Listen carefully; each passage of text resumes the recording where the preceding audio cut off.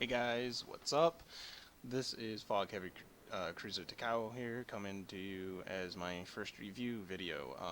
Yes, I got my mic working. Haha! My last two videos wasn't able to get it working, and now I finally got it working. Still trying to work out some bugs with gameplay videos. I'm not sure what's going on there. Probably because I need an antivirus as a new computer, so I don't know.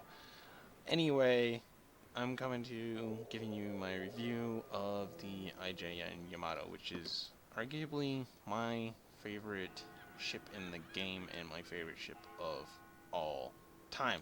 This thing is a fucking beast. Now, got a main battery here of 18.3 by 9, I think it is. 18-inch guns. Oh, 3 by 3 there. Shows you how much I know.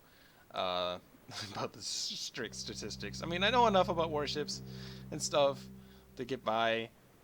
The really super strict things, like how many calibers is a gun, I don't really know that. So, I mean, I know enough, and at least I think I do. At least I hope I do. Anyway, you got a main battery of the 18-inch guns that do like 14,800 damage, as you can see right there. These things will fucking wreck any battleship out there. I mean, the only thing you really need to worry about also for your armor, because of this ship is so heavily armored too, is you gotta worry about like another Yamato shooting at you, and possibly like any ship with like 16-inch guns above tier 8, so like North Carolina upwards and Amagi upwards.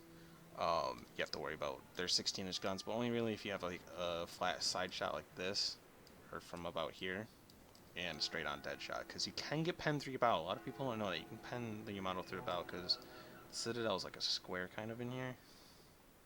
So coming at from this angle, you're pretty much never going to pen the thing, unless if you have another Yamato from close range. Now, funny thing here about the artillery, so this thing has 16 inch, not 16 inch, 18-inch guns. Excuse me, how do I fuck that up? Anyway, I had a guy once tried to tell me that Yamato, the difference between Yamato and Musashi was that Yamato had uh, six 18-inch guns mounted in turret 2 and 3, and the way you could tell the difference was Yamato had her first turret with 15-inch guns instead of 18-inch guns. Yeah, I think he's crazy too. I mean, the only real difference you can tell between the two is number of AA mounts, the slight slope of the armor and thickness of it, and the deck on Musashi was painted darker. So, yeah, that's how you tell the difference. FYI. I mean, I can somehow see how he screwed it up with 15-inch guns, because I looked on Wikipedia to see if he fucked it up somehow that way. 16-inch, 18-inch guns were um, actually designated by the Japanese as 15-inch guns as an attempt to try and hide the true identity of the main caliber, and obviously enough, they succeeded, because the Allies never thought this thing had 18-inch guns until after the war. They thought it had 16-inch guns, actually, not the 15-inch guns that they classified them as, but they knew they were bigger, but they didn't think they were 18-inch. I mean, you know. Now, the way I set up my Yamato, too, is a lot of people are like, oh, you got secondary guns, secondary guns, secondary guns. Oh, secondary guns, it's a Japanese battleship, right? Nah. I mean, I prefer to load my thing out for anti-aircraft. Now, by extension, it does increase the range of my secondary mounts, so, I mean, my secondary mounts aren't anywhere bad, but they're not as good as you can get them. I prefer to load out anti-aircraft guns, because back in alpha, closed beta, and even open beta, aircraft carriers were the shit. I mean, you'd see them in every fucking battle, essentially. So, to help counteract that, I have my A boosted all the way except for the modification 3, which I have main battery modification 3, because I like having quicker reload. Get these beasts down to 26 seconds. Does increase your turret rotation, but I have the captain's perk that counteracts that, so you pretty much never notice the difference. For any aircraft, though, look at it. I got 94 out of this thing. It's amazing.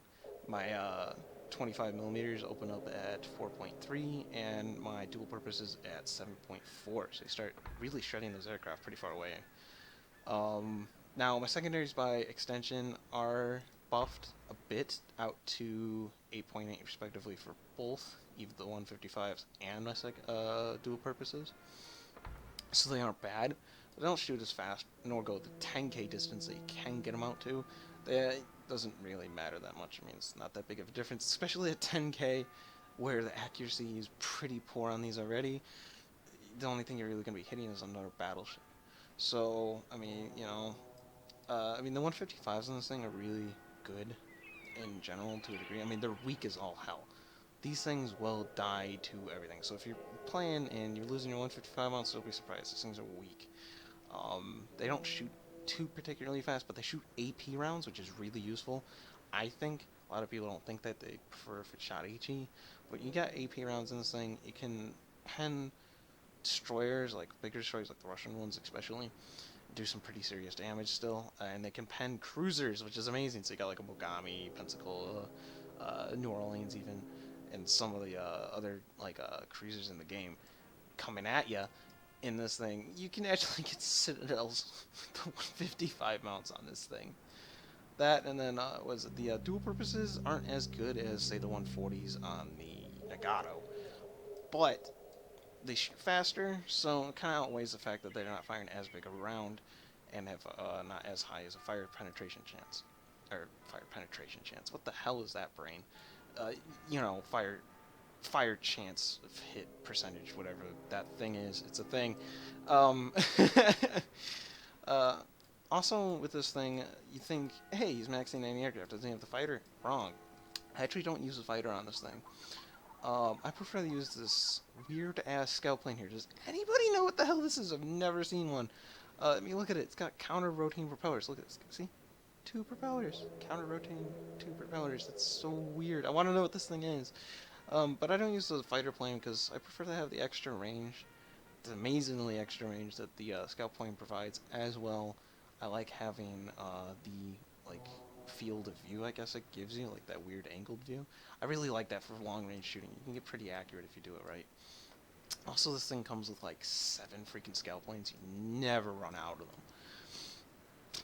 them. Now, if you do like using like fighter scouts on this thing, by all means do it. I mean, this is totally an optional thing I do. One thing I've learned, I don't know if this is true or not, but if you get the captain's perk that gives you extra plane in a squadron, I don't know why you would really do that in your model. Say you have the extra fucking captain points laying around. I heard that it gives you 2 of them in the air at the same time. I don't know if that's just a myth or what. If that's fucking true though, that's really amazing if you have the extra points to do that with. Just go ahead. Someone try it at some point. Now, with this thing, like my own personal stats, I feel that I'm really good in this thing. So, I mean, I'm in the top 50 last time I checked. I want to try and get in the top 5 now. I know I need to beat Tedster, who's quite frankly, amazing in this thing. And it's really hard too, because last time I checked, he only had like 50 some battles, or a little over 50 battles in this thing, and a really high average damage for those 50 battles. So it's super hard because I have like 180 something battles in this to get my average damage up. Eventually, I hope I'm doing that. So who knows? Now, what I see a lot of players doing in this thing, and I don't really understand why, so maybe somebody can elaborate for me, but I see a lot of people take, like, the main meta for, like, a lot of people who get the Yamato recently.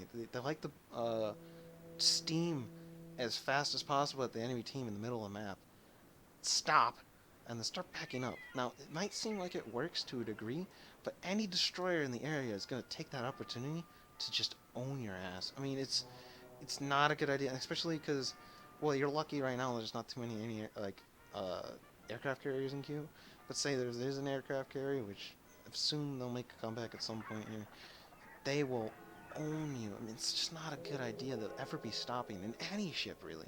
I mean, the only ship you should ever really stop in is a destroyer, and that's to get a cap point because you're too fast and you want to hide.